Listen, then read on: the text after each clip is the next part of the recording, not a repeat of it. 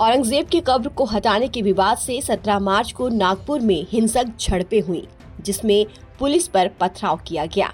ये अफवाह फैल गई कि एक समुदाय की किताब को प्रदर्शन के दौरान जला दिया गया।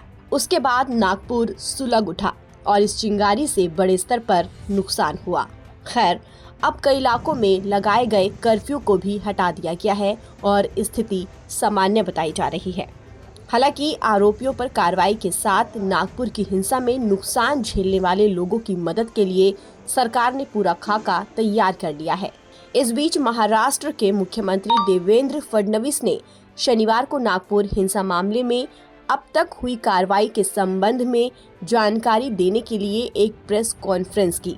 इस दौरान मुख्यमंत्री देवेंद्र फडणवीस ने कहा कि नागपुर हिंसा में हुए नुकसान की भरपाई दंगाइयों से की जाएगी।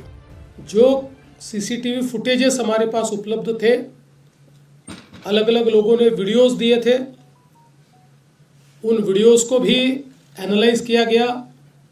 पत्रकारों ने भी पुलिस के पास कुछ वीडियोस दिए, उसको भी एनालाइज करने के बाद जो दंगई है उनकी पहचान कर ली गई है।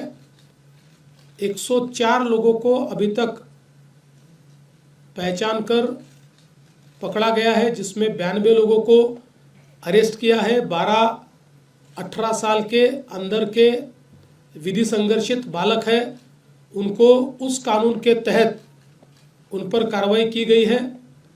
और जब तक आखिरी दंगई को पकड़ा नहीं जाता, ये कार्रवाई रुकने वाली नहीं है। ये कार्रवाई चलती रहेगी। लगातार एविडेंस आ रहा है, उस एविडेंस के आधार पर ये कार्रवाई यहाँ पर चल रही है। ये भी तय हुआ है कि ये जितना नुकसान दंगइयों ने किया है, इसका पूरा हिसाब निकाला जाएगा और ये पूरा नुकसान उनसे वसूल किया जाएगा।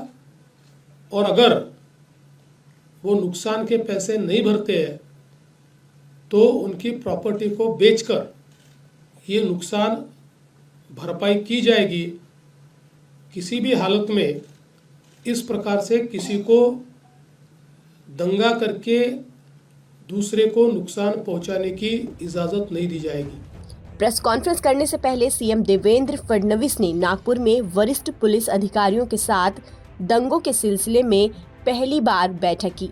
बैठक के बाद देवेंद्र फडणवीस ने प्रेस कॉन्फ्रेंस में कहा कि सरकार उन लोगों की मदद करेगी जिनके वाहन क्षतिग्रस्त हो गए हैं। इसके अलावा सीएम देवेंद्र फडणवीस ने कहा कि नागपुर हिंसा को हवा देने वाले सोशल मीडिया पर पोस्ट करने वालों के खिलाफ भी कार्रवाई की जाएगी।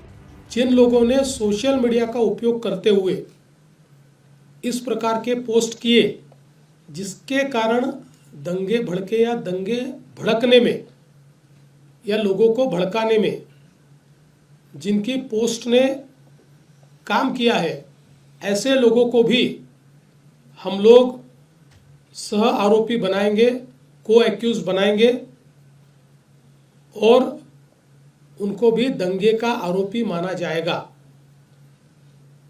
करीब 68 पोस्ट ये अभी तक आइडेंटिफाई करके उसको डिलीट किया गया है।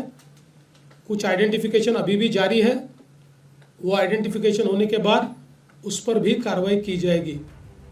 हिंसा के इस मामले में अब तक कुल 105 लोगों को हिरासत में लिया गया है। पुलिस के मुताबिक नागपुर हिंसा के सिलसिले में 10 नाबालिगों को भी हिरासत में लिया गया है।